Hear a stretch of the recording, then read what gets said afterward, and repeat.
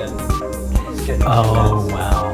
And this one gets priority now because they want everyone. Wow, to use the live kind of thing. Wow. So it's totally different everything. Gee. Probably different teams that built it, I bet. Yeah, it's different. Well, it's Google. I mean, And it worked. You know, it's funny. It's like it works. And here we go. Wow. Gotta love it. I don't even know why I know this. Yeah, I didn't even know that there was two different systems. It is. It's totally different now. And you know what's interesting is, of course, like you get a full URL that's the same. Like you can tell that this is what they want everyone to do. Oh wow, yeah, it's a nice, easily printable, So I'll just have to copyable. tell everybody in the other channel.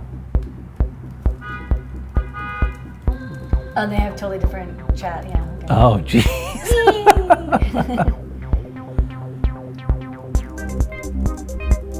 Yeah, I think Twitch really messed up a lot of people. Yeah.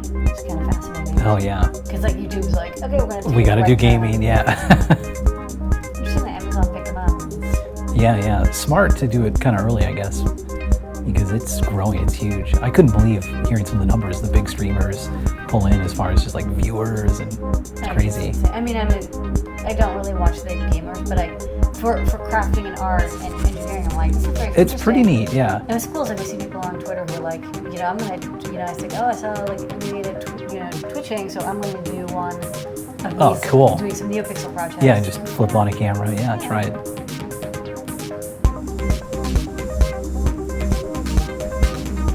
Yeah, I wonder how long until they have like YouTube Creative for creative streaming. There is going to be 5 minutes probably. Refreshing it.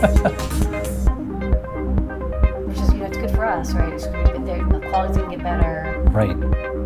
The software's good.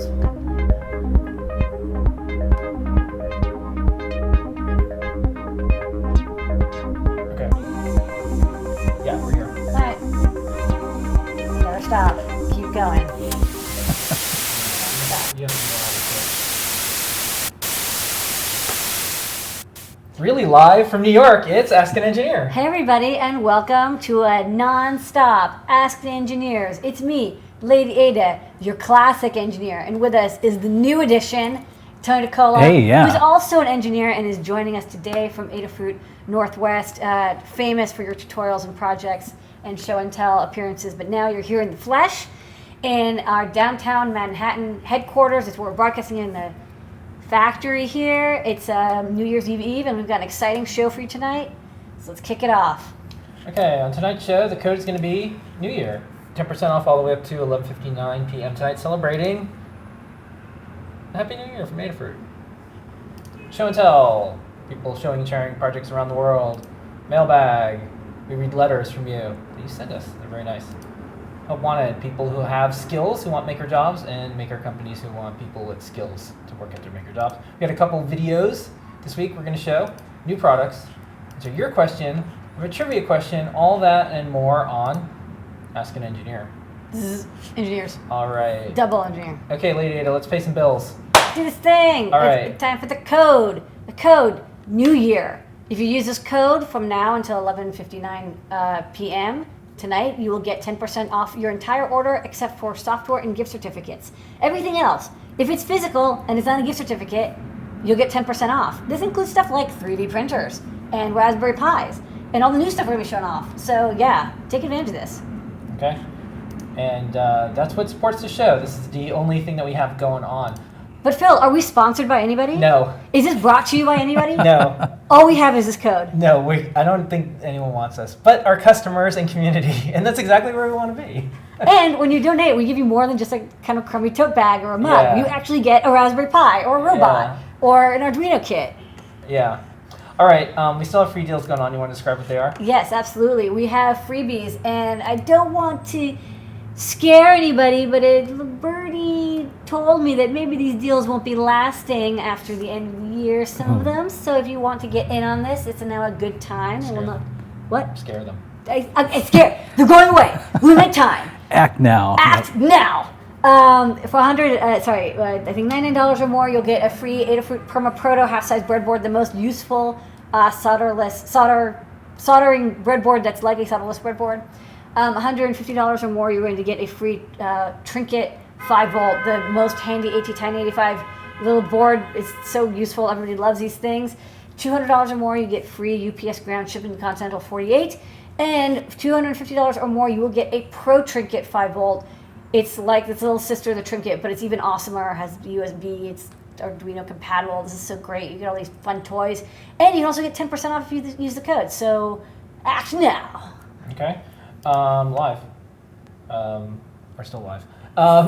Same day shipping and everything's okay. Everything's great. Do you want to talk about same day shipping? Yes. It won't start up again until Monday though, because tomorrow's a holiday. It's a holiday. Basically. However, we do in general, other than the days that are not running, we have same day delivery available in New York City. If you are in New York City, in the zip code, check the website for which zip codes are covered.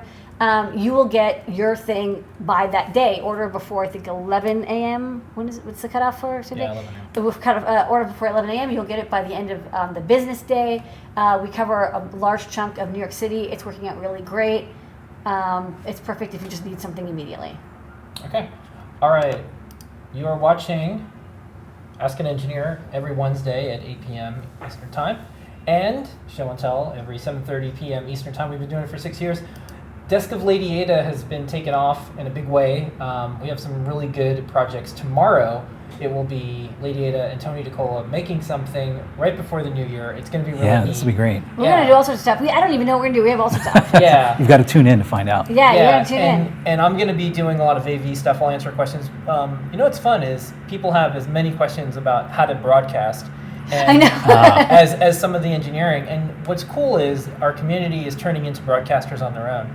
So that's neat. We're always happy to help. I have a question, Phil. All these shows that we're talking about here, they're all live, yes? Yeah, they're all live. So we do live shows. Yeah. Do you do live engineering? It's a degree of difficulty that no one likes to attempt. But is this pre-recorded right now? No, it's not. We have some pre-recorded segments though. We do have segments, but it is live. We do live engineering. We did live kernel compilations. Yeah. We did live ESP32 hacking. Live debugging, yeah. Live debugging. Yep. You get to see the torture as it happens. It's live. Yeah. So longest running live electronic show. And I'm going to say that from this data, it's only been a couple months. It's the longest running live engineering streaming. It might be. There's not a lot of people who want to do this.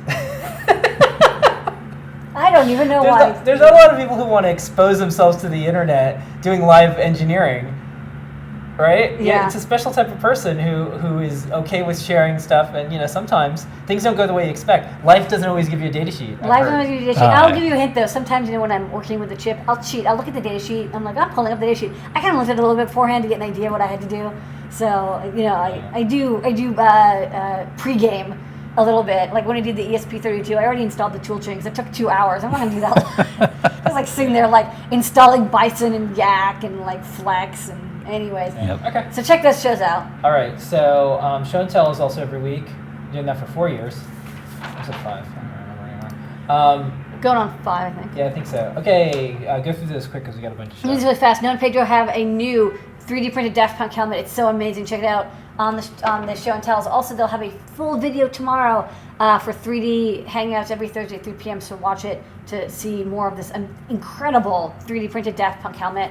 Chris Young is celebrating his 3-year anniversary on the show. Also had some 3D printed tree ornaments and a rendered card, which is like totally 1995 shading, like rounded shapes, ovals. It's perfect. I expected to see like bouncing a Atari ball or something. Carlos had a bunch of projects. He has an X-Car, so he's making a lot of wood and leather projects. He made a stand-up table. He made a passive amplifier for a phone and a phone stand. He made a high-density polyethylene leather stamp for stamping leather, and then since he was doing leather stuff, he did a leather paper briefcase and a leather-bound journal with some custom-printed pages. Awesome. Richard Albritton came back. He's a regular. Showed off some many generations of his AT1085 NeoPixel controller. He made one that was milled. He sent some to Osh Park. He might be integrating a LiPo charger into it. It's called the LED Diva.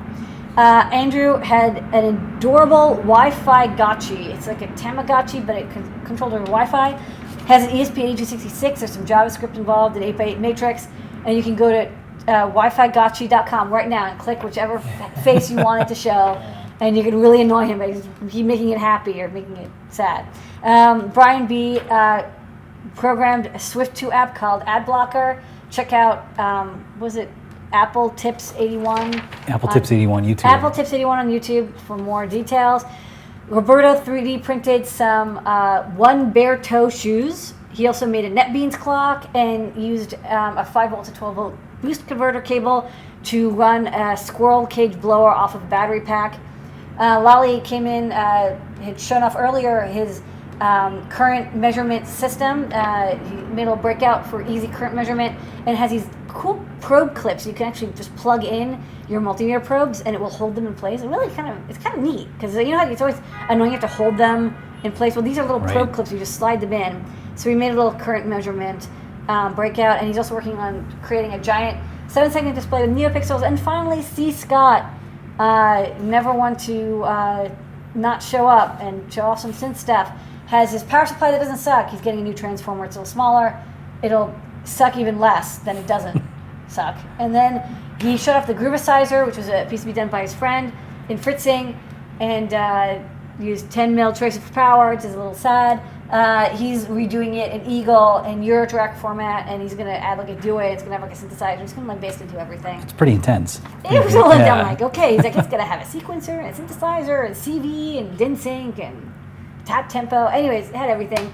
It was an amazing year end. Okay. Show-tell. I feel like I should do a radio voice since I'm off the screen. Yes, go. All participants on the Show and Tell will receive an SC on the Show and Tell sticker. Email support@adafruit.com if you're on the Show and Tell, and you will get an SC on the Show and Tell sticker. They're lovely and made out of vinyl. They're really good quality. To get on the Show and Tell, go to google.com/plus Adafruit. Look for the event post every single week. Post your name. Let us know you're coming. And then stop back at 7:30 and look for the link or the invite. We try our best for both, but the link will be there for sure. All right. So, back to the mailbag. Mailbag. It's Packet the Mailbag. Yeah. We read these emails every single week to the entire company at our all-company meeting called State of the Fruit. And we also read them to you. Would you like me to read it? Nope. Dear Lady Ada, thank you so much for creating this wonderful company with its team of talented, enthusiastic people. You have, on many occasions, helped me make a dream a reality. I wish you all season's greetings for all of you and your families and a prosperous New Year. I cannot wait to see what marvels you have to show us in 2016. Dave, also known as Mark Wolf. Thanks, Mark Wolf. All right, thank you. We really like these. Some days are tough, and when we get these emails, it's really It nice. really helps. Yeah. I mean, like, Yeah. it's a roller coaster. I mean, like, we were eating Yeah. glass and staring into the sun. Yeah. All right. Adafruit.board. This is something that we've had for a few years, and every year at the end of the year, I think, boy, that was a good idea. Having a jobs board, a place online where makers can post their skills and companies can look for people that they know are shopping at the Adafruit store and know the products. There's a lot of I stuff. mean, it's so targeted. Yeah. It's like, I want to hire someone who can do firmware and Arduino and like FPGAs and stuff. This is exactly where you want to go. This is perfect because they're already doing it as a hobby or for work. So You can have small jobs and big jobs. It's not just like, big careers. You can have, I need to build some little device, someone help me out. Well, it started with a couple little Yeah. I just need someone to help me with my art project in New York. And now we're actually getting like pretty big companies. Yeah. In fact- Autodesk was one. Yeah, in fact, I kept putting the ones for the show, just big companies. So now I'm going to switch for a bit, Okay. and it's going to be people with skills that are putting them out there. Because I Okay. was like, ooh, big companies, we should spotlight it's those. neat. But I also have to make Yeah. sure we put in the ones for the people who just want to show their skills. So this week, this one is from, I think, Jarian. Jeriel. Yeah, Jeriel. To simply put, I enjoy participating in development of embedded hardware and software, robotics, as well as C, C++, Python, applications starting different platforms and architectures. I've done numerous software projects, mostly C, C++, and Python. These projects can be viewed at my GitHub at github.com/jr Catbegin. And what's cool about this is it has everything always sent to us, which is, I really need C, C++, Python. Embedded hardware and software robotics. Hardware and software. Do you have? Can I see your GitHub? Yeah, smart to put GitHub on there because that just shows That's people, smart, yeah. here's what I've done. Use Yeah. GitHub. It's a big deal. Okay, one little kind of programming note. I just want to mention that Adafruit.io, this is our Nimbus. Happy Yeah. Nimbus. We're seeing tons of projects. It's open beta now. If you go to Adafruit.io, you can join the beta Or and start using it. io.adafruit.com. both. Yeah, you can use it now. You use it immediately. You don't even have to wait, and it's getting better and it's more stable. Yeah. We're constantly upgrading the machines and stuff. So you're still. I mean, there's still a little bit of downtime once in a while when we're switching over machines or trying new brokers, but it's going really well, and we're constantly fixing bugs. Yeah. So I want to know what's the MQTT broker that's used for. You know what? I'm so glad you asked, because we have a blog post on blog.adafruit.com, and it was blogged 2 days ago, and it talks about every single broker we've used, and the one that we're currently using is by Todd Treese, who is the current maintainer of Adafruit IO's MQTT broker. Check that out. Okay. He wrote it up. All right. We're going to introduce Tony DeCola and some of his tutorials, but first, a video about learn.adafruit.com that Tony made.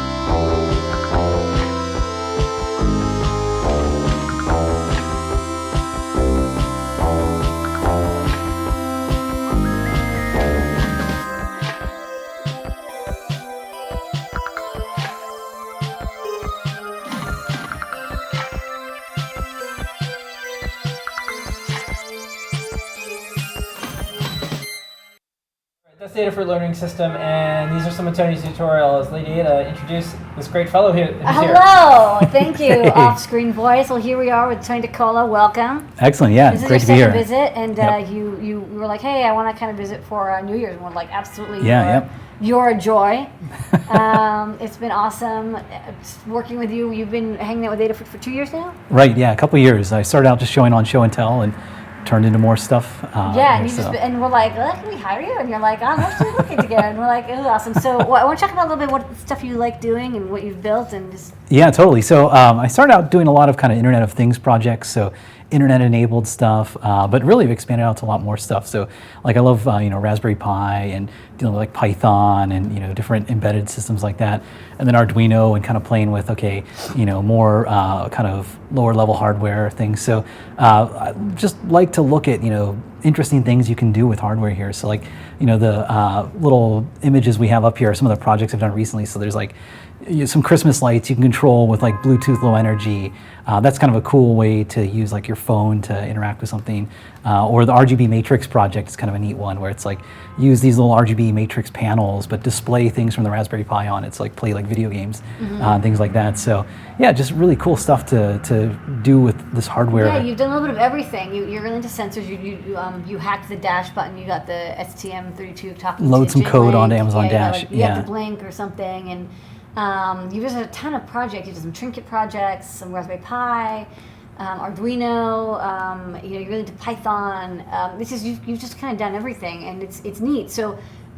Did you learn like embedded engineering in school, or is this? Yeah, no, good question. Right, so I went to school at Ohio State University, go Bucks, and it was I studied computer science. So I did kind of computer science engineering, they called it, which is kind of like computer engineering is like 50% hardware, 50% software, and this was more like 25% hardware and like 75% So you learned what a software. NAND gate is, but they didn't make you Exactly, build like an CPU. analog to electronics. Like if you wanted me to characterize a transistor, total fail there.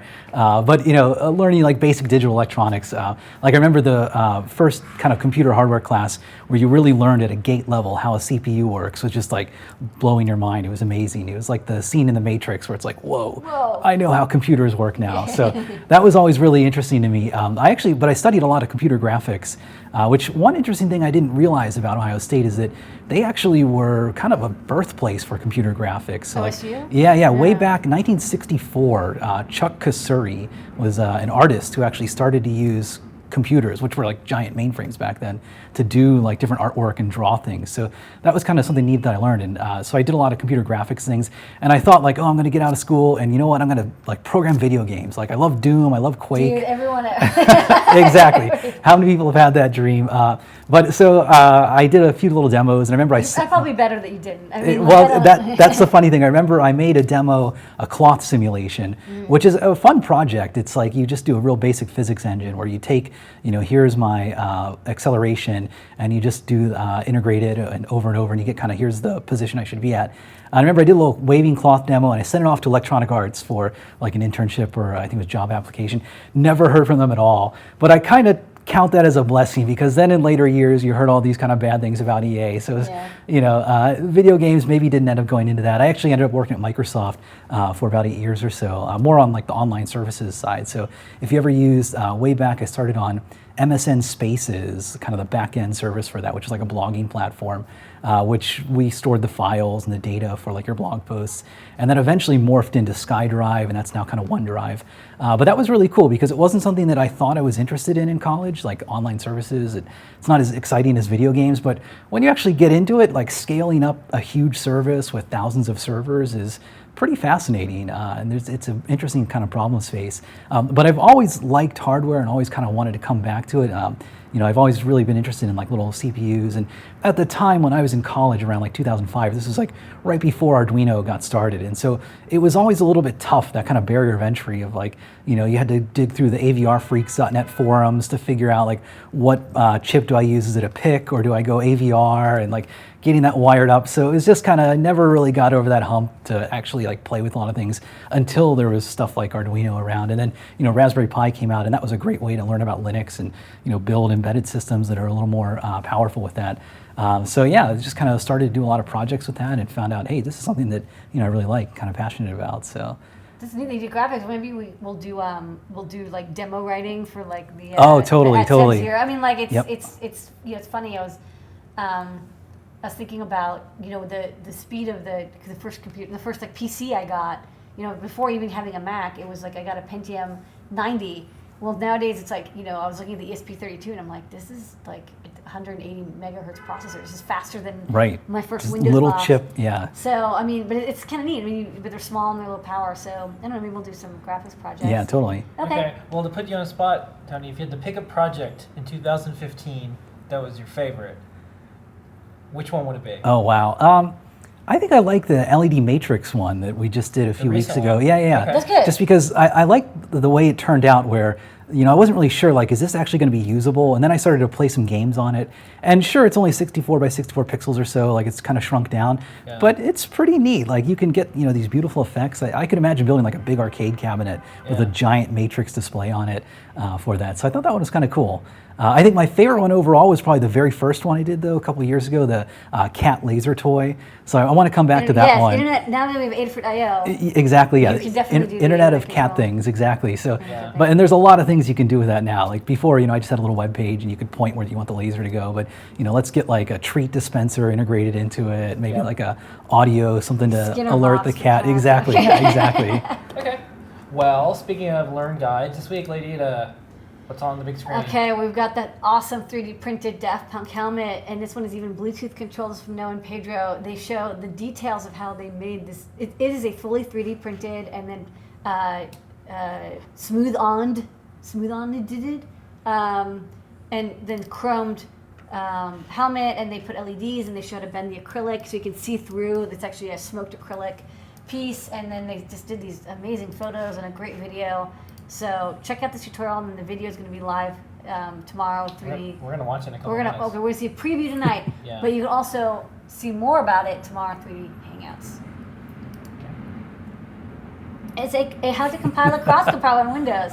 I just wrote this up because I built the cross compiler for the ESP32, and it uses CrossTools NG, which is a very common cross compiler system. That's like it's a GCC, but it's kind of like the thing that lets you build cross compilers. So it's a cross compiler compiler. So this is cross compiling the compiler for the cross compiler. No, sorry, this is compiling the compiler for the cross compiler on Windows, and just all the little details that you have to do because Windows is it's a little tricky. I think it's a miracle that it works on Windows. That's amazing. It's not so bad once. I mean, it actually wasn't as horrible once you just Found the 10 different things. The 10 different yeah. things you have to do. It's actually quite smooth. I was surprised. Like every time I compiled, I'm like, this, because you never know how many times it's going to take. But eventually, I'm like, wait, it built? Yeah, it happens. Next up. An adorable little EL bow tie. This is from Timothy Reese. It's just a cute little project, a little 3D printed thing with a coin holder and a little miniature piece of EL. It's just a little fun project for New Year celebration. Okay. There's more. Not more. This is the most fun tutorial of the week. I cranked this out last Thursday. I was like, I have a full day to work on this. I'm going to work on it. It is a compiled kernel and instructions on how to turn your Raspberry Pi Zero into a USB gadget, which is the Linux word for, it looks like a USB device when you plug into another computer. So even though it is itself a computer, it's like it is a Linux computer. You can plug keyboards and mice and webcams and Ethernet adapters, Wi-Fi adapters into the USB port. You can also plug that micro USB cable into your computer, and it will power off the computer and also show up as like a device. So one of the two most useful ones, it can do a whole bunch, which is listed in the tutorial, but the most useful ones is one, it shows up as a USB serial device. So when you plug it into your Windows computer or Mac, it shows up as a COM port or serial port, and then you can just connect to that with PuTTY or Minicom or ZTerm or whatever, and then you can just log right into your Pi without needing any special, you basically you don't even need a driver really, you just connect right in and you can start typing, so you don't need anything other than a normal cable. And the second is an Ethernet gadget, and this basically has it show up as an Ethernet network. And this is a little bit weird because it shows up like an Ethernet device, but what happens is that you can create a network between you and the Pi. So when you plug it in, it looks like an Ethernet device, and then on your Windows or Mac computer, you assign it an IP address, and then you can turn on sharing. And then you can connect to your Pi just by SSHing to it, and then from your Pi, you can connect to the network through your computer as a shared network. So it allows you to have an internet pipe through the USB cable, which is really neat and very powerful. You were talking earlier about how the BeagleBone has been doing this for years. Right. Well, finally the Pi has it too. Yeah, no, I think in the future we'll probably see some cool stuff with this, like make it a little bit smoother out-of-box experience, hopefully. It can also, I didn't have tutorial parts for this, but it can show up as a mass storage device. It can show up like a hard drive or USB key. It can show up as a composite device with multiple things. It can show up as a USB MIDI device. It can show up as a mouse or keyboard. There's also like config.fs where you can configure it for the descriptors from any language. I mean, it's extremely powerful. And basically, it's the thing that allows you when you have like a Kindle, you plug in the Kindle, it shows up as a disk drive, and you drag files onto it or off of it. That's kind of the same thing that's going on here. Very, very interesting. Thanks to Notro and EB6FW or whatever in the GitHub Linux repository under the Raspberry Pi, who basically said like, hey, this is a device tree thing you got to do, and it just worked. All right. There's more. Ooh, this is a little cute Sandblaster buggy. It's a little buggy that was made by Rick Winscott. It's a big project, but it's just so cute. So check it out. Okay. Show that. I'll show it. You mean? Well, we have our own little buggy too, which will show. Red buggy. So this is a little 3D printed. It's got a Metro Mini. It's all 3D printed parts, and it's got 2 continuous rotation servos. Runs off of 2 AAA batteries. A little boost converter inside that converts up to 5 volts. And then I don't want to twist this too much, but basically it does steering with another servo that just steers by going back and forth, and there's a little distance sensor at the end. Now, how long until a real car is built like that? Like you 3D print, you say, okay, I want this color, I want this, and then boom, out prints your car, you drive off in it. This is cute. I mean, this is already like getting to the quality of like what you would buy in a store, Right. and it's fully 3D printed. So it's kind of amazing how good 3D printers are getting. But yeah, I mean, like you make it a little bit bigger, and it's a car. Little buggy, and it's modeled after the buggy itself. I don't remember the name of the buggy model. All right. Next All up. right, There's still more. This is the start topper. this is the start. This is sharing the 900th tutorial. Oh, wow, yeah. This is by John Park, who's just awesome, and he made a cute little tree topper. It's a Super Mario star, and he put a NeoPixel ring and a gem inside. And it twinkles kind of like the NeoPixel, the Invincible star that you get in Super Mario Brothers. Okay. And this is your tour. Why don't you talk wow, about it? yeah. So this is kind of a fun one. This is showing off the feather boards that are just tiny little Arduino compatible boards. And it's kind of the classic Arduino powered Christmas lights project, but showing some cool variations of it. So one variation is just using a color sensor and a proximity sensor. So you hold something up to the sensor and it reads the color off of it and then changes the animation, the colors of the tree. So I thought it kind of a cool little demo of like, you have all these brightly colored Christmas presents under your tree. So you pick them up and just hold them against that and it lights up the tree colors. And then the other little variation is Bluetooth Low Energy. So it's, you know, the smartphone controlled Christmas lights where you just run the app and it talks to the little Bluefruit LE module on there. So kind of cool. You can just show off little animations of your tree. Good kind of starting point for any kind of little pixel project, basically. Congratulations, you were the 900th 900, project. that's amazing. So how many years is the learning system? It's, I think 2012 was when it was first created. Yeah, I so think it's three been 3 years. Almost a tutorial a day. That's Yep. impressive. Yeah. Hoof. Well, we had a couple old tutorials, but yes, we've been. Yeah. I mean, like we have like 5 tutorials. Most of them are new Yeah. tutorials. Yes, Yeah, by yeah. far the vast majority are new tutorials. We do up to 5 a week. I mean, this week we had 5. I mean, Wow. it can. It give people who are contributing, or we have one from wearables, one from 3D printing, one from you. Yeah. It can be a party in the Learn Guide. So Okay. 1,000 2016. Speaking of a party, it's not a party until Collins Lab is played. So we have a very special, before year end, Collins Lab. This one is all about hand tools. Take it away.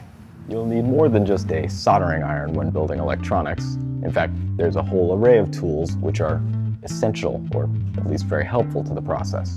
So, let's get right to it.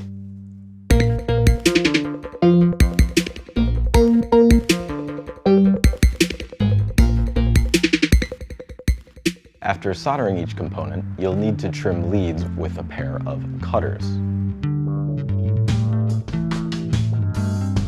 These are an indispensable part of the circuit board building process. This particular pair are referred to as flush diagonal cutters. Flush because they allow you to cut leads as close to the board as possible, and diagonal because the blades are angled, allowing you to reach into some tight spots. Which leads me to another sort of slicing tool, wire strippers. These are pretty much self-explanatory. They're your best friend when prepping wire for soldering.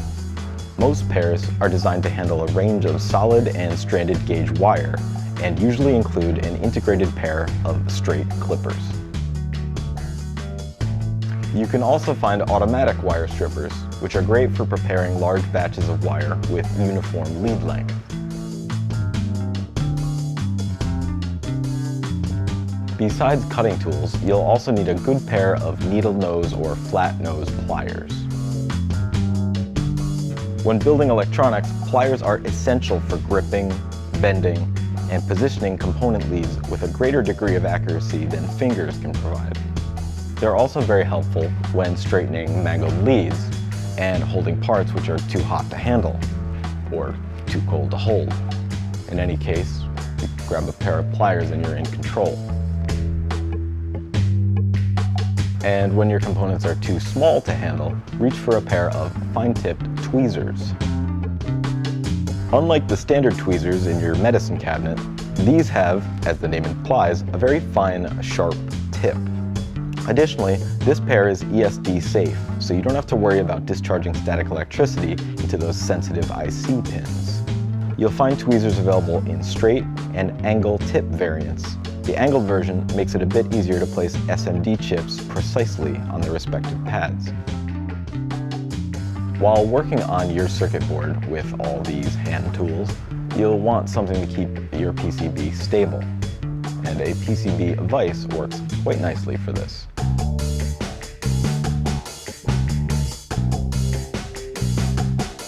The position of the head is easily adjustable, and it can be mounted to the workbench for added stability.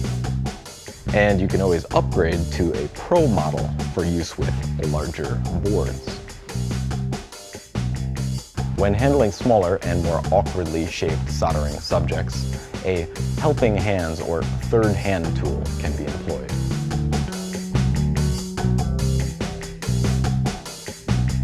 By default, the jaws on these things are a little severe. I recommend padding them by adding a bit of heat shrink tubing. Now, you don't have to worry about causing any damage while, say, tinning wire. And for a massive upgrade, look to this super fancy third hand. This beast has posable tentacle-like arms with a lot of reach, plus a substantial base with trays for parts. Oh, and the jaws on this one come pre-dampened. Considering the size of our subject matter, you'll likely want some magnification. I keep a magnifier loop on hand for this. It's small and easy to move around a board. Great for checking a board for solder bridges.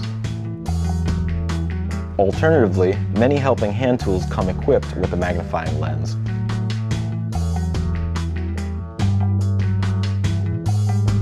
Once you get a closer look at your board, you may notice it needs some cleaning. It's a good idea to keep a brush around for removing caked-on dirt, dust, flux, etc. This one is ESD safe, so it won't harm ICs and other sensitive devices. If you're not working with ESD sensitive materials, you can get away with using an old toothbrush. Just don't get it confused with your actual toothbrush. When you need precise measurements, you need calipers. These are particularly useful when measuring components for PCB design or 3D printing. One side is used to measure objects, while the other is used to measure openings. And you can easily switch units between millimeters and inches. Of course, you will find additional tools out there, but you'll find yourself returning to these basics over and over again. And remember, if you take care of your tools, they'll take care of you.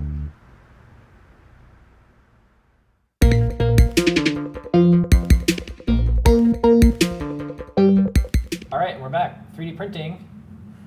Gonna roll right into it. Yeah, we have a couple of things for 3D printing. This week, Noah and Pedro have a time-lapse Tuesday, so we'll play that. Okay. We'll be back in a second.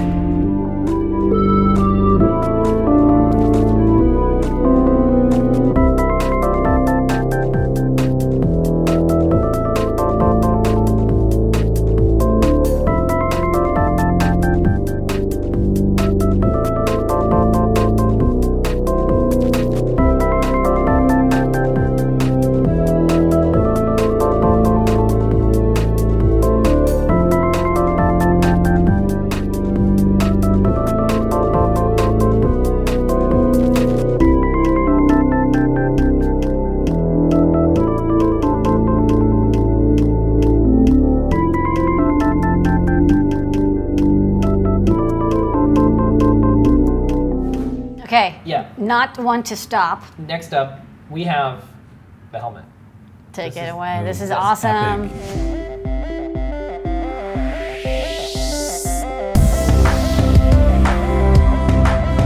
In this DIY project, we're going to show you how to 3D print Daft Punk's helmet with Bluetooth-controlled NeoPixel LEDs. You can use your smartphone or smartwatch to trigger animations and even change the colors of the LEDs. In a previous project, we made Guy Manuel's helmet and 3D printed it in just one piece. This time around, we're going to make Tomas's helmet, but we're going to make it lighter, faster, stronger, and actually have the ability to see through it and even apply some finishing techniques. You can get the full list of parts and tools used in this project from the link in the description, along with a step-by-step tutorial. We modeled it in Fusion 360 and shelled out the helmet so that it's only 2mm thick. It's cut up into 3 pieces, so it's a lot easier to 3D print than just one big piece. We sliced it using Simplify 3D and got away with having to use no support material. It was 3D printed on the biggest printer that we have, which happens to be the Type A Machine Series 1. It took a few days to 3D print. There's just 3 parts that make up the helmet: the top, the middle, and bottom. Now to align the parts together, we're using craft sticks. We can measure the lengths that we need by inserting them into the pockets and marking them with a pen. Using E6000 adhesive, we can glue the 3 pieces together.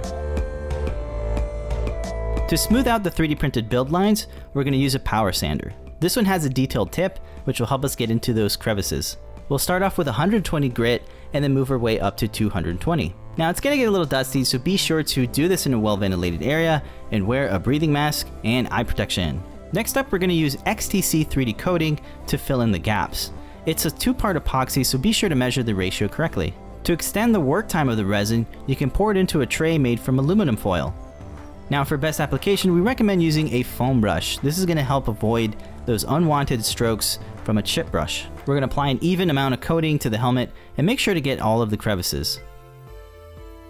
We'll use filler primer spray paint to fill in any of the remaining gaps, and then apply an even coat, sand and down, and apply a second coat of filler primer. Let it cure for about 4 hours, and then we'll use 220 grit once again to sand the surface.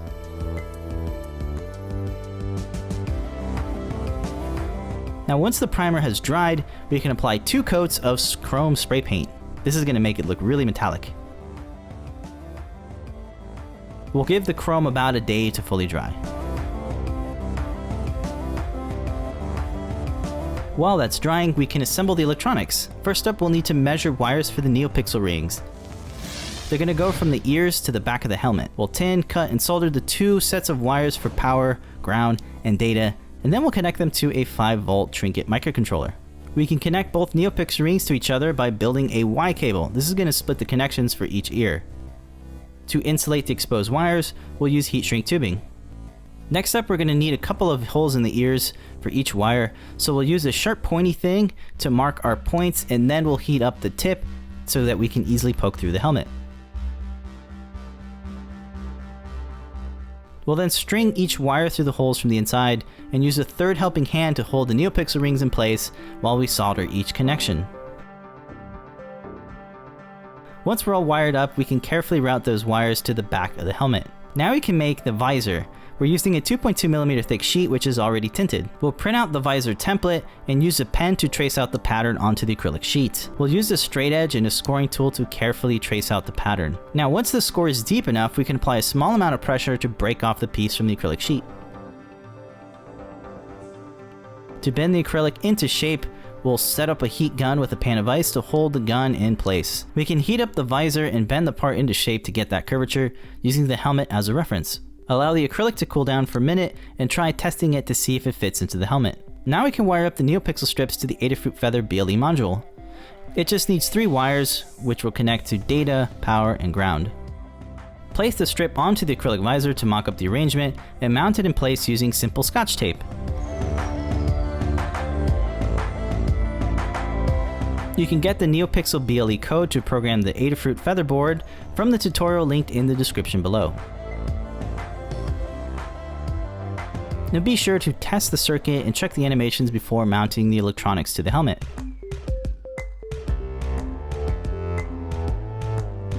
We can mount the battery to the helmet using a LiPo pocket that's printed in NinjaFlex.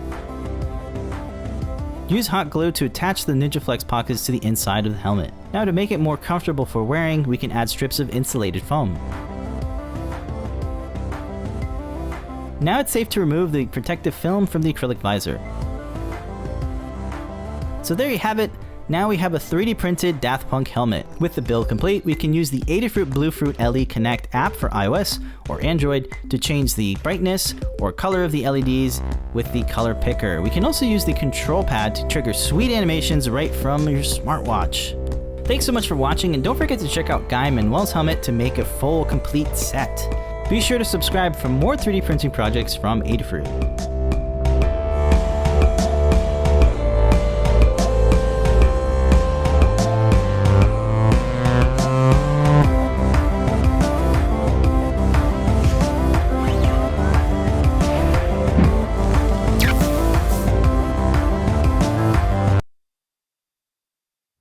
Okay. That's a project that everybody wants to Wow, build yeah, this year. That's So epic. Yeah. start off your 2016 All right. with robot heads. Okay, the code, New Year. 10% off all the way up to 11:59 p.m. Eastern Standard Time, except for software and gift certificates. Let's kick it off. Yeah, all right. Lady Ada, it's time. It's You know- time. You know what time it is? Yeah. Time for me to wear these glasses. All right. Hold on, I gotta turn these on. New product time. Oh, that too. New. These are the last new products of the year. This is it. Wow. This is our last chance to convince you to pick up something. Okay, let's start off with this little button. I actually rather like these little buttons, and I have a mini demo for them as well. It's a toggle alternating switch, and we have them with the little red buttons, and they were out of stock for a little bit, but we got them back in stock. And here's a little demo, and just shows I just have it plugged into a solderless breadboard, and what happens is when you press the button, it turns off, and on the left and right side, connected to the middle. So the middle pin either connected to the left side or the right side. So once to connect to the left side, and then press again to disconnect, and then click again to go to the right side. So, hold on, I have to every time you click it, it turns on and off, but it alternates. So I think it's kind of useful for UI or mode selection or something. Right. Don't need a microcontroller. If you just want to alternate something. I mean, it's also if you want to you can do 12 volts and 5 amps or something. So or half an amp. So it's good for I just want to have 2 options whenever I press a button. So it's like a toggle switch, but it's got a nice little push button. That's that. Okay. Next up, we're going. Ooh, this is the Huzzah kit. Yeah, this is kind of coming back because we've had parts of this before. Right? We have had this kit before. This is an upgraded kit, and it's so upgraded that I thought it would be worth talking about it. So this is the Huzzah Adafruit IO starter kit. We wanted to have a starter kit that basically kind of had all the things that we thought people would want to do. It has a bunch of resistors and capacitors, a bunch of resistors. It has a door opening sensor, like a magnetic sensor. It has a micro servo. It has a PIR sensor for detecting human motion. It has a large red LED. It has 2 slide switches. Can you hide me? I can see what else is in here. Buttons, RGB LED, piezo vibration switch, large green LED, and a humidity and temperature sensor. So it's kind of like a lot of inputs and outputs. And it used to come with just a Huzzah breakout board and a serial console cable. Now it comes with the Huzzah Feather, which is really great. It's an all-in-one ESP8266 board, and you can talk to any and all of these devices and sensors and use them with Adafruit IO. So it's a really great way to get started with Adafruit IO because you get a ton of different parts that are good for internet connectivity, like sensing temperature, humidity, having indicator light go off, detecting when a door opens, detecting when a human has moved in the room or buttons are pressed, playing beeps remotely, all that good stuff. Yeah, I think there's probably a guide for each of those components with Adafruit IO. I know the door sensor, there's a guide for that. So really cool stuff. Yeah, you can basically make all sorts of home automation projects with this. Okay, next up, cable. This one is a pretty straightforward but useful little thing. It's a cable that has HDMI Classic plug on one side, and on the other side it has a mini HDMI. So this is really great for your Raspberry Pi Zero because it has a mini HDMI plug. Also great for cameras and stuff. Right. So I'm kind of glad we have this because we have so many devices. Cell phones now too. Even. Cell phones sometimes have it, or tablets if they have HDMI. They might have micro, or they might have mini HDMI. So this is an all-in-one cable, so you don't need an adapter. You just plug in the mini HDMI on the other side. It's 5 feet long. Great quality cable, good price. There you go. Okay, next up. This is the micro solenoid. So we've had a couple solenoids, but people wanted a smaller one, and I was like, okay, I'll get you a smaller one, no problem. This one is a 5-volt solenoid. It's a push-pull type, which is very nice. It normally does when you activate it, it pushes, but then when you release, it does a pull because it goes back to its initial location. So I have a little demo. Well, the demo is very much like this animated GIF video. But basically, you can have a microcontroller, and it draws up to an amp. So you do need to have a power transistor. Here I'm using an N-channel FET. You need a diode to protect as well. And then you can basically use it to activate stuff. So I just have it connected up to a trinket, and then just goes back and forth. How much force do you think that can exert on something? I totally don't. But enough to move, actuate a switch. Yeah, I mean, what this is really good for is if you want it to hit something. Yeah, I could see moving press a button. Switch, make something 3D printed that goes onto a light switch and flicks it on. Yeah, it doesn't have a long throw. It's only a couple millimeters, but this is still very handy if you just want to move something a little bit. And again, they're so easy to use because it's just either on or off. I've done projects. I've seen a lot of projects where people will kick this up to a xylophone. It'll press it to ring the bell or something. Yeah. Yep. So very handy. Just don't forget you'll need a transistor and a diode as well.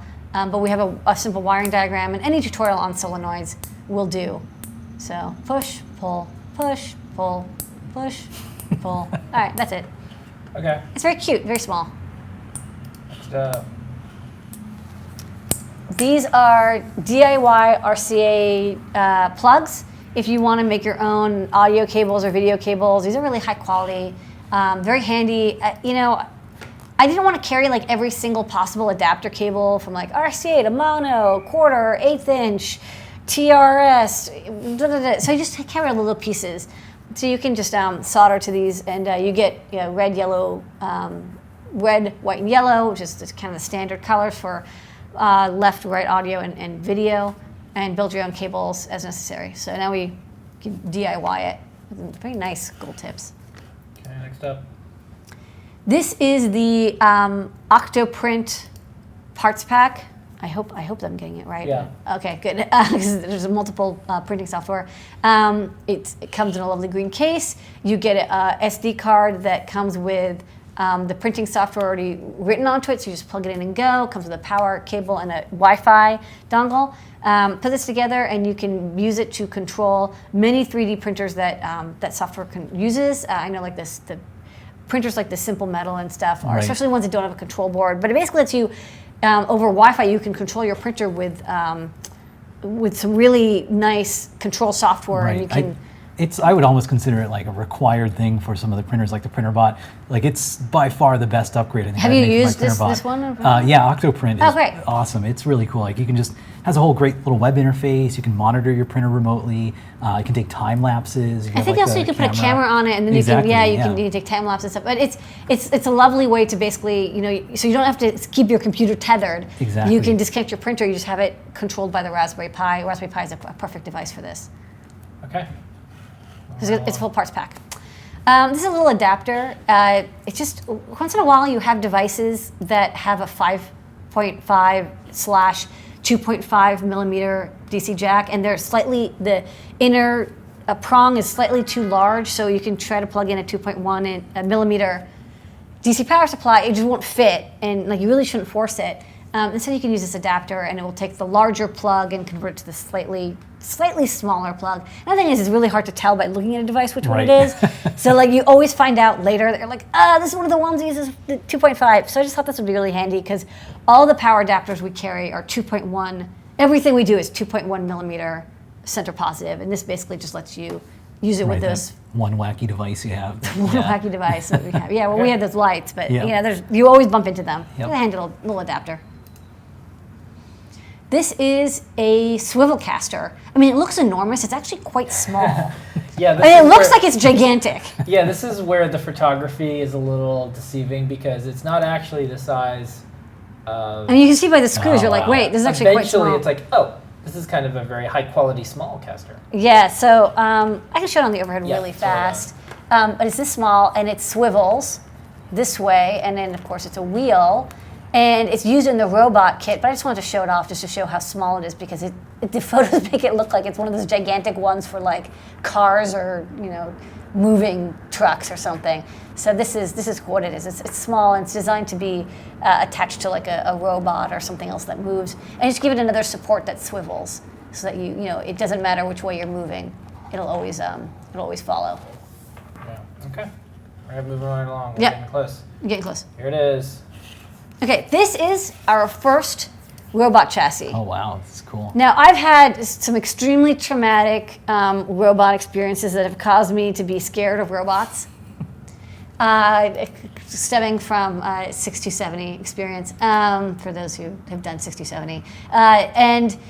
So we have not carried, it's been 11 years and we've not carried robotics, but this year is the year. We talked about it. This year, I'm over it. We're finally going to... Made peace with the robots. Well, I also finally found a chassis that didn't suck. It's like, see, Scott, the power supply that doesn't suck. This chassis doesn't suck. There's so many chassis that are made out of like plastic, acrylic, and I'm like, okay, well, the first thing that's going to happen is going to fall off a table, and it's going to crack in half, and it's over. It's acrylic. It's brittle. All it does is break. And so this is the built-up robot. This is a nice aluminum chassis, so you can drill into it or cut it if you need to. It's soft enough you can cut it with not like scissors, but like a small hacksaw can do it. And what I like about this one is you can build it up as a 2 or 4 wheel robot, And can you hide me? Because it's Sure. you can see the caster, so you can see like there's those flanges. You can have 4 wheels, and each one has a wheel with a little micro servo or a DC motor, or you can have it with 2 wheels and then this is support, and that's fine too. It's just a really lovely little case, and it's very affordable. You can basically put together all the parts minus the microcontroller for like $25. Wow, that's basically, impressive. which is kind of nice. I'm like, okay, now we're talking. It's a very affordable, nice quality chassis. I like the finish on it, that anodized. Yeah, it's got this nice anodized Yeah. finish. And so there's a couple different pieces, and we sell them individually, and we'll sell a pack too at some point. But for now, you can get the body, and it also has this little thing. You could clearly put a servo here, and you can attach some sensors here. And there's slots and holes for attaching stuff. And then we have the micro servos. We also have DC motors that fit into that are the same size as these micro servos. We can get continuous servos in these wheels, and they're little rubbery wheels, and so that's kind of nice. And then this kind of can drive around, and we've shown this as a demo. And then there's also this overhang part that you can get, and it comes with standoffs. Basically gives you a little, like we're using it as a battery pack holder, so you can keep your electronics safe underneath. And then, for example, this demo, can you zoom out at all, or is this, I just don't know if this What is, do you want to do? is this zoom outable? Zoom in or zoom out? Zoom out. Oh, yeah. Well, I can only. Zoom in. Okay, so never mind. I will. Yeah, this is it. Tony, can you be my assistant? But you can. What you should do is tilt that up. Oh, that's right. Yeah. That's the Thank way. you, there we science. go, wow. Yeah, That's right. you can So- do that more if you want. No, this is actually good Okay. because I don't want it to run off the. So I can show.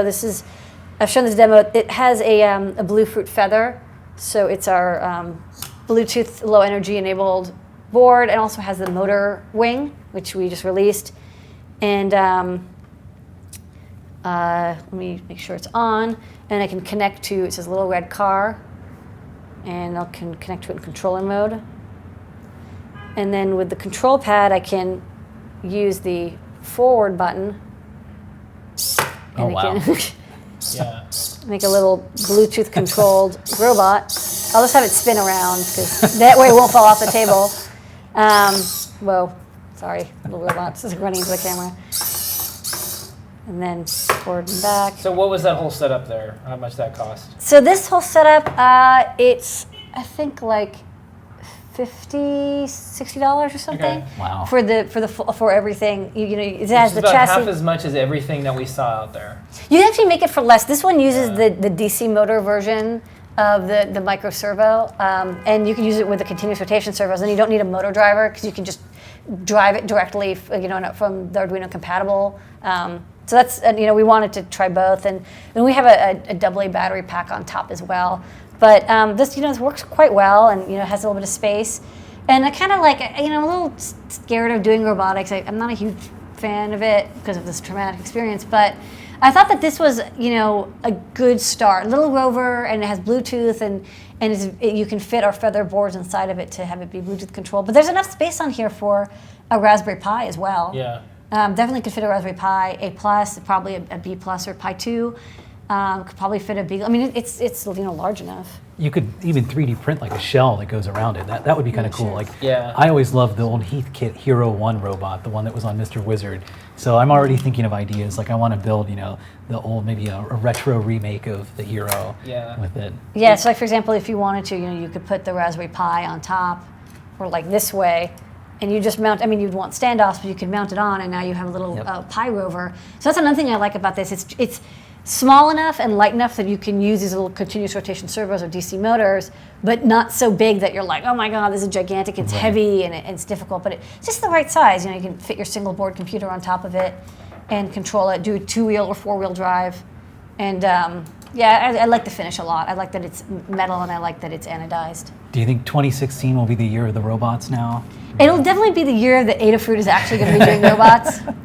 Yeah, you know how many years in dinner conversations were just, when can we start helping people with robots because it's too expensive, and no one's doing anything to get robotic learning. Right. There's just they're reinventing power supplies each time. Everything is taking forever. The thing for me was definitely once we had Bluetooth Low Energy, which we didn't have till you this couldn't year, control it. and low cost Right. Wi-Fi. So Yep. Yeah. without the ESP8266 as a low cost Wi-Fi or the Feather or the Bluefruit, for me it was like, we could have done with Bluetooth Classic, but then it only works under Android, and Right. I love Android, but it's not enough. Yeah. You have to be Yeah. able to use any phone, iPhone. It has to have iOS compatibility. And another thing is there has to be wireless connectivity. There has to be a wireless thing, and so. Right. I think all this stuff came together, and the company that makes these little rovers, they make the servos, and they contacted us, and I said, okay, actually, I'll take a sample of that. Because Yeah. I've said no to like 5,000 samples Yeah. of like kind of crummy robots. So I think this is it. I think this is really good, and, Oh, and I that's think cool. the price is right. I think this is, we're doing Yeah. it. And you get it Besides- cheaper with the code today too. 10% off too. So Yeah. Besides the robots, besides these two engineers, this is one of the stars of the show tonight. It's an Ethernet shield. it's an Ethernet shield. This is the Seed Studios W550 Ethernet shield. We're not sure when we're going to get official Arduino Ethernet shields anymore. I don't think they're discontinued, but I think there's just a delay because of Arduino stuff, and we don't want to purchase from evil Arduino. And so look, what do you want me to say? I've had to explain this. Okay, look, so instead we decided to pick up this really lovely shield from, see, they did actually do a really good job. I like that they used a slim Ethernet jack. We forked the Ethernet 2 library, and we just made a couple tweaks, and it works great, actually. So check out the link in the product page to a library that works fantastic for Ethernet. The original Ethernet library won't work. You do need to use the Ethernet 2 library because it's a new chipset, and it's a lot faster and better. And I forget, does this do power over Ethernet, or is it just purely It doesn't. data? It doesn't do power over Ethernet, but we have the fake power over Ethernet adapters where you can do pipe in passive. 5 volts. And I'm also testing out. I will mention it. I'm testing out some little DIY adapters that let you basically take Ethernet and split it into a DC, like true power over Ethernet. Oh, cool. And turn it into Ethernet. That's not coming out yet. Don't ask. I don't have no ETA, but I'm looking into it. But with Wi-Fi, it's like I think a lot of people are doing Wi-Fi now a Right. lot more. And But this is- Ethernet's still useful. This is good, like if you need a guaranteed connection, like Wi-Fi can be flaky sometimes, so that's Yeah. good. Okay, and with that is the last new products of 2015. And then the little red car. That's kind of the. It's a big deal. And then of course in 2016, oh my God, we have so many new products coming out. It's going Yeah. to be out of control Okay, so this is the last time to save money. this year. No, that's right. There's no more Prices are going up 16% next year. Sorry, everyone. No, you can save 10% off right now, all the way up to 11:59 p.m. Eastern time tonight. Okay, we're gonna do speed round, and then we're out of here. We're gonna stay a little bit later because we start a little bit later. So We give people the full hour's worth. yeah, start answering your questions. Asking your yeah, questions. you start answering I'll start questions. They start asking questions, and we'll get this going. Okay. Okay. I had stored up a few. Next up, what type of servos are those in the car, the robot car? These are we just put them in the store right before the show, so we'll talk about them next week. But they're actually DC gear motors that look like micro servos. So we're using a DC motor controller. You can use either continuous rotation micro servos or these new. They're basically just DC motors in the shell of a micro servo, so you can use them in this situation. But they're not servo controlled. They're brush DC motors. It's a little weird, but it works out. Trust me here, you have to wear these now. Okay, the double-ended blue headers, where are those from? I guess that's from the, this is from the... Those are seats. See, it just has blue They got 'em headers. made. Yeah, they got 'em made. That's cool. We can probably get them. Yeah, I can get them. Next, what's Thanks. the purpose of the 1,000 microfarad 6.3 volt capacitor connected across positive and negative 1 power and NeoPixel strip is required? Is the 300 to 500 ohm resistor on the I/O pin also needed? The 560 ohm resistor is required. I really wouldn't leave that out. Basically, what happened is because I just don't know exactly which NeoPixels you have, the first generation of NeoPixel LEDs had a little bit of a silicon bug in them where the input to the data in, if you used a slightly long wire, it would spike because of the transmission line, and it would spike just a little bit higher than the power voltage, and it would actually fry the first pixel. And so what would happen is you'd fry the first pixel, the data in, and then you would cut it and go to the next one, and you just fry that one. So you putting that resistor in just creates a little bit of an RC filter, just slows down the transmission line a bit, enough to round off that corner so you don't get a spike. The big capacitor is just really useful because there's variations, there's just voltage fluctuations on the power adapters because of the high current. And so you would also see fluctuations and sometimes spikes. It's just a good idea to have both of those things on there, like strongly suggested. Okay. You might damage your pixels, which would be very sad. All right. Someone wants to know what's the discount code today? New Year. NEWYEAR, because that's what it is close to-ish. Okay. Next up. You know that old joke, like, you can tell an engineer because they think that 3 equals pi equals e equals square root of 10. Like, we just round everything. It's close enough. It's New Year's Eve tonight. Significant figures, yep. Okay, suggestions for someone who's trying to get an Arduino working, well, specifically a Gemma working with a Mac 10.789. They got drivers, the Arduino sees the Gemma board, they move the folders around. Any suggestions? Try installing the board manager.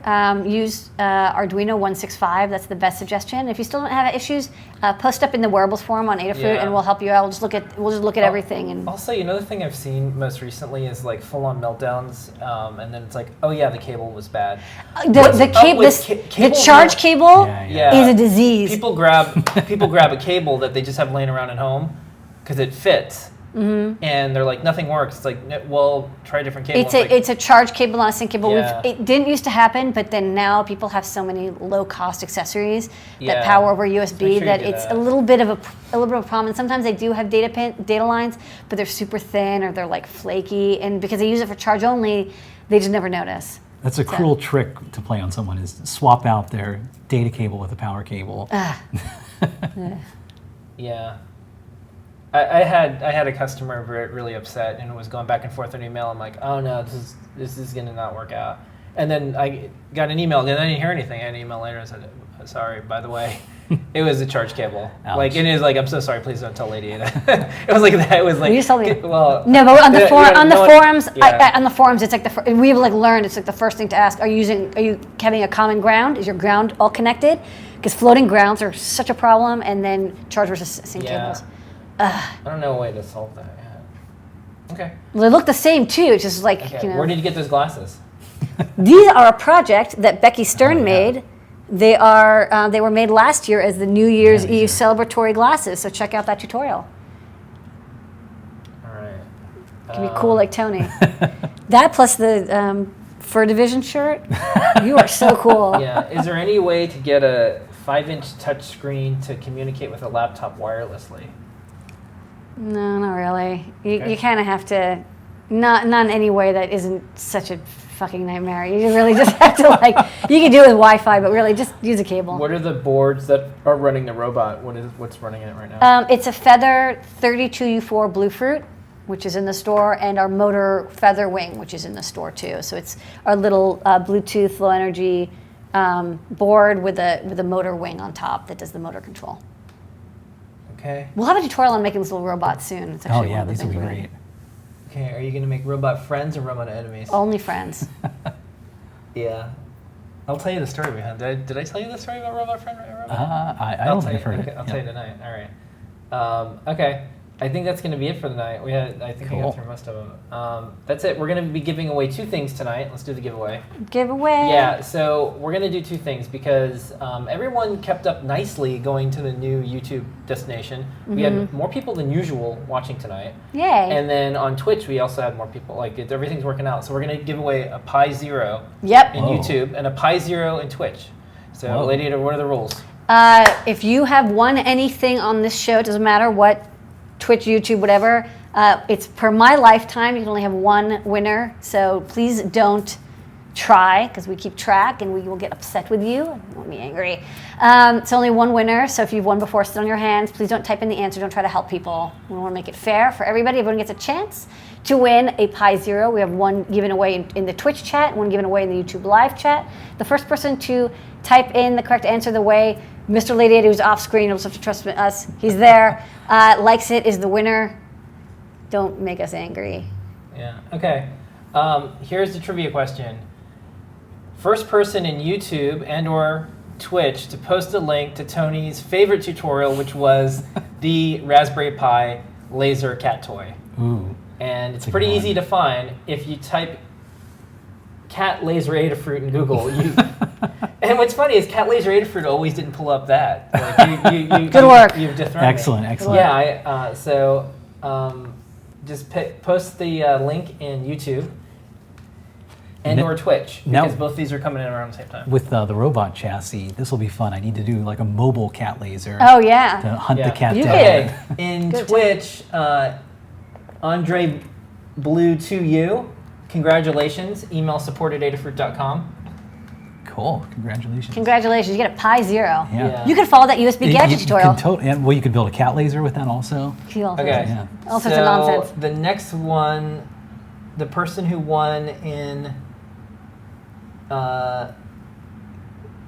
YouTube is Carlos. Congratulations, Carlos. You got a, Villard? yeah, Okay. sorry. Wait. No, it's all coming in different. Wait. Sorry, Jay. Oh, no. that's the way You it is. totally miss America. You miss the universe. It's just the way it is. It's what comes in first. Sorry. It's Jay. Yeah, Jay, you got it. Jay, you got it. Yeah, Jay. We're sorry, You Carlos. got Maybe it. next time. Sorry. Look, we're gonna be giving away more. We promise we'll give you. Yeah, we'll give away the more every problem is week. with YouTube, the web links can't come in easily. You have to get rid of stuff. Oh, wow. So- So to get rid of like the Yeah, it's just the way it HTTP. came in. Okay. That's the way it is. Yeah, it's all right. Happy New Year. Yeah. Yeah. Look, we're doing the best we can here. It's okay. And you know what? Here's the thing. Hey, Carlos, you also win.